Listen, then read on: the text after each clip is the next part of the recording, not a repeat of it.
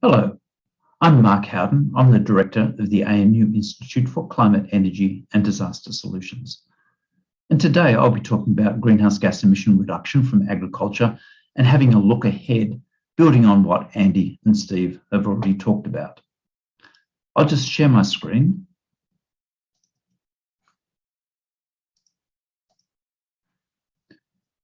And what I'll be doing today is very much taking a systems view of this. But to reiterate what Andy's already said, our greenhouse gas emissions from agriculture and food are far too big to ignore. They're roughly the same size as our electricity generation emissions, but they get far less media attention and far less policy attention.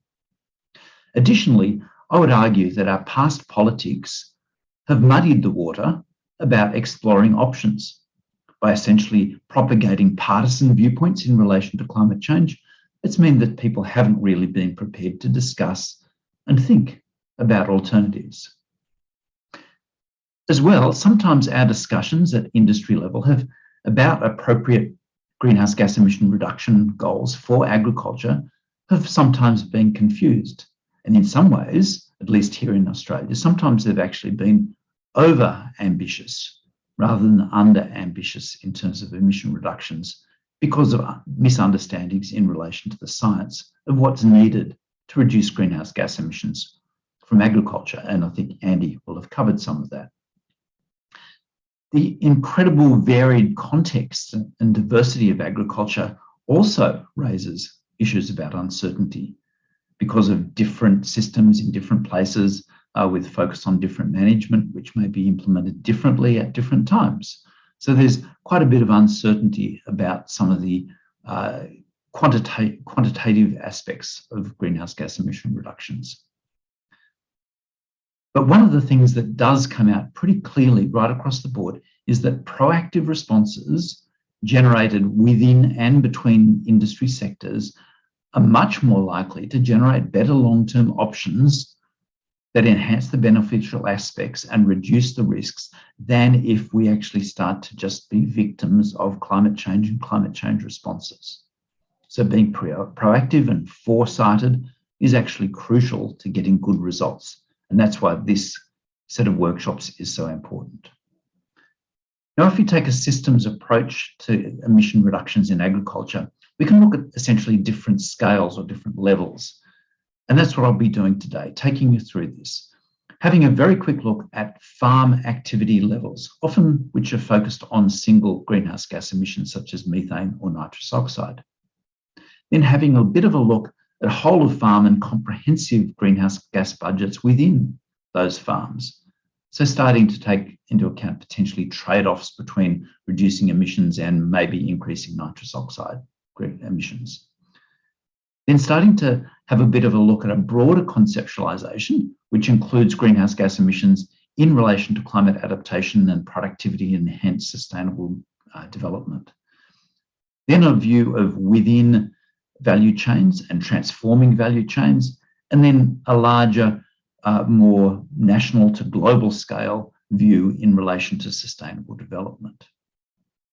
Now, just the first of those is thinking about a farm level focus on a individual greenhouse gas. So thinking about, say, if you're running a particular livestock enterprise or a particular cropping enterprise, the first cab off the rank should be looking at enhanced efficiencies.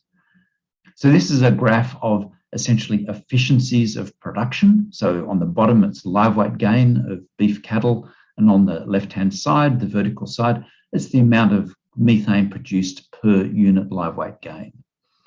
And this is a classic curve which we put together, Penny Ryanger and I put together back in the 1990s. There's been more recent versions of this, but they tell exactly the same story. So in terms of reducing greenhouse gas emissions, there's a few options. One of them is you can move along the efficiency curve, so move towards the more efficient end of the spectrum. And you can do that by enhancing management and husbandry, reducing the energy loss of animals through cold or heat or disease burdens and similar things. Alternatively, we can put in place research and development that changes the location and shape of the curve, say shifts it downwards, by enhancing various aspects of production systems. And of course, there's also land sparing effects. So as we move along the efficiency curves, we often need fewer hectares for the same amount of productivity, which means we can free up land for other activities, including carbon sequestration, so changing the emissions budgets. We can also, of course, at an individual greenhouse gas level, we can do lots of other things. We can have, for example, additives, which can be introduced into livestock systems, such as a new product called Bovea, nitrooxypropanol, which is potentially a very effective way of reducing greenhouse gas emissions in intensively livestock systems. So there's questions, of course, about effectiveness, cost, acceptability, and regulatory approval in relation to any of these products, but Bovea has largely overcome those hurdles in jurisdictions such as Europe. There's also the applications in oils and fats, such as cottonseed oil, into the diet, which reduces methane emissions. But in that case, we need to do life cycle analysis and cost-benefit analysis to ensure that that's actually the most appropriate usage of that oil and fat resource.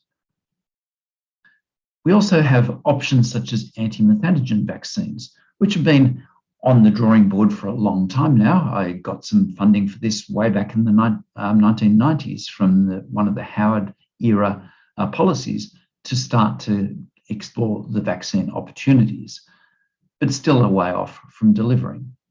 In cropping systems, we have things like denitrification inhibitors, which means that less of the nitrogen is lost to things like nitrous oxide, more of it's available to plants. This is widely used within fertilizer systems within Europe, for example. So it's an integrated part of the fertilizer materials that you buy. We also have breeding of plants and animals so that they're more efficient and effective in these systems. We can breed animals which have lower methane emissions. We can also breed plants such as rice plants which have lower methane emissions and lower nitrous oxide emissions as well. And of course, we have practice-based soil carbon sequestration. So if you're running a cropping system, you can change that cropping system in ways that increase the soil carbon sequestration. But noting that various analyses, such as that of Rochelle Meyer, shows that the real key benefit from storing more soil carbon is not the climate change benefit, but is in fact the broader ecosystem service benefit from enhanced soil infiltration, enhanced water retention in soils, improved nutrient delivery, improved soil stability. We can also look at a slightly upscale. So thinking about a systems scale, which starts to think about including other aspects. So for example, we could start to look at the trade-offs between different greenhouse gas emissions for different practices and strategies across a farm. So this is taking a farm scale view rather than an activity scale view. So I did some of these analyses back in the 1990s where I looked at the different sources and sinks of greenhouse gas emissions and how they could be varied by changing management and other practices.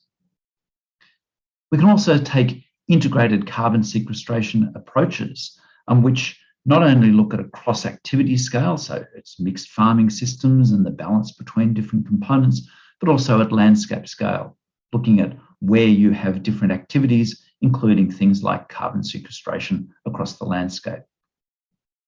And we can also think about climate smart type activities, which not only look at emission reductions, but also integrate climate adaptation into those activities. So as one example of this, the recent IPCC Working Group 2 report on impacts and adaptation showed different types of agricultural activities and some of the range of adaptations which are suited for those different types of activities. So bringing in climate adaptation into emission reduction activities. In almost all cases, they're synergistic. We can also enhance productivity. So some of those things that I talked about before, improving efficiency and effectiveness, but link that in with sustainable natural resource management. So enhanced water delivery, clean water, reliable water, carbon sequestration, biodiversity. And of course, we can integrate these sorts of strategic approaches to farms with pathway analysis so that we achieve longer term strategies, maybe a succession plan, enhancing the asset value of a farm by taking into account greenhouse gas emission sources and sinks. And importantly, so that things we do now don't limit our future options in terms of reducing our greenhouse gas emissions. We can also take approaches right across value chains, looking at value chains that exist, but also changing those value chains. So, for example, we can do carbon or greenhouse gas footprinting. So we can look at different products from agriculture and look at the different greenhouse gas emissions per serve or per kilo of those to get a bit of a handle on that value chain footprint. So when a person buys a kilo of bread, for example, they understand what the greenhouse gas footprint of that is. So this particular slide, and I don't want to go into the details here, but it's really important, I think, because some slides like this have single values for, say, beef or lamb or pork or chicken or eggs in terms of their greenhouse gas emissions per 100 grams of protein or per kilo of product or something similar. The thing that I like about this particular presentation is that it shows that there's actually a wide range of greenhouse gas emissions per unit protein in this case. And that's important because not only can you choose across these different protein sources to get a balanced, healthy diet, but you could potentially select within these protein sources so that you actually find a product which gives you the same quality of protein and quality of diet, but with a much lower greenhouse gas footprint. And so some places like Tesco's in England, where I currently am today, actually do that on a regular basis. They have that carbon footprint so people can make informed choices and select what they want, but at a lower greenhouse gas footprint. And I think that will become much more prevalent in the future. Of course, we can look across value chains and we can look at opportunities to reduce loss and waste. And across the globe, a huge amount of food produced annually is either lost in the fields, accidental loss through perhaps rodent infestation, or wasted through, that tub of yogurt going off in the fridge. As I mentioned before, we can also emphasize greenhouse gas emission reductions in terms of informed dietary choices, but looking at different metrics of those choices. So when we're choosing balanced, sustainable and healthy diets, it's not just the greenhouse gas footprint we're after, but also what it means in terms of health, what it means in terms of household budgets. And so we can actually start to make more informed multiple dimension choices. We need to think about the social license to operate across these value chains, tied in amongst other things with that greenhouse gas footprinting, but not just that, ensuring that there's animal welfare and other benefits to the products that we purchase. And we can think about new products for existing markets. This is product substitution. So how can we get a product that is like beef, but not beef, with a much lower greenhouse gas footprint? So one product which you clearly would know about is the Impossible Burger, but there's many different meat alternatives. So when we look at the Impossible Burger, what the life cycle analysis indicates, it can produce a serving of that particular form of protein with only a quarter of the water footprint. Only uses 5% of the land and only produces a bare fraction of the greenhouse gas emissions per serve than an equivalent meat-based product. Still agricultural in its origins, but different in terms of the detail. We can also do the same thing for various milks. So if you actually look at your milk cabinet in your supermarket today, there's many, many different types of milks, whether they're nut-based milk or soy milk, or whether they're yeast-based protein milks, such as Perfect Day. And if we look at some of the life cycle analysis, we can have a milk-like product which uses, again, a bare fraction of the energy, of the water, of the land, and produces a bare fraction of the greenhouse gas emissions than traditionally based milk. They're not perfectly equivalent, but for some people, this is a key factor that they will make in the decisions to purchase. And we can also look at completely new markets which actually have greenhouse gas implications. So not just new products which fill existing market niches, but new markets. So some of them, of course, are carbon, so farming for carbon or farming for biodiversity, or sometimes both together. Sometimes thinking about water and provision of really high quality water from what used to be traditional farming land. And this is starting to pop up in other jurisdictions, other nations. But there's also completely new approaches to food production. And one of these, which is starting to pop up more frequently, is how can we use a given hectare of land and have a completely different food production system rather than the traditional plant-based, photosynthesis-based production system. So in this particular example, which is about, get a hectare of land, put a whole bunch of solar panels on it, use that solar energy to drive a direct air capture system, which pulls in carbon dioxide and other gases such as nitrogen, transforms those into a feedstock which can go into a vat with single cell organisms, which produce out of that essentially the basic material that can then be transformed into various food products. This particular analysis showed that per unit of land, this single cell production system could produce about 10 times as much protein yield and at least twice the caloric value as our conventional cropping systems from that equivalent hectare of land. So whether that's in a high productivity place or a low productivity place, those differences remained fairly stable. So a completely different type of food system, which has massively different greenhouse gas implications, massively lower and massively lower water implications, as well as land footprints. And lastly, we can think about greenhouse gas emissions in agriculture at much bigger scales, regional to national to global scales.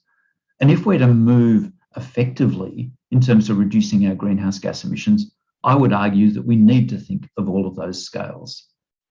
We need to think about policy commitment and support for expanded use of different ways of producing agricultural production. We need to put in place the research and development because we currently do not have all of the solutions here. We need to have integrated cross-sectoral, regional and international policy design and implementation, which brings these things together, such as the implications for trade and global food security from changes in climate and changes in greenhouse gas emission reductions. And I would argue this will become increasingly so as climate change becomes more real. And lastly, I think we need to have integration with sustainable development goals. So we can't treat the climate response separately from the broader sustainable development response. So what I have here, which is my last slide, is just an assessment of different emission reduction options in the agricultural and land use sector with different sustainable development goals. So this is, there's 17 of these, 16 of these are listed here because one of them relates to climate change. And we can see in most of those cells where there's a good evidence base, there's a plus, which means there's a synergy between emission reduction and sustainable development. So the key message here is that what we're doing with our greenhouse gas emissions in agriculture is not separate at all from many, many other dimensions of human existence, whether it's economics, health, regional development, or that broader suite of sustainable development that brings in equity and climate justice into the discussion points that we can cover. Now, I'll just leave it there, but I'm very happy to answer questions or get Andy or Steve to answer those questions on my behalf. But thanks again for your opportunity to speak with you today.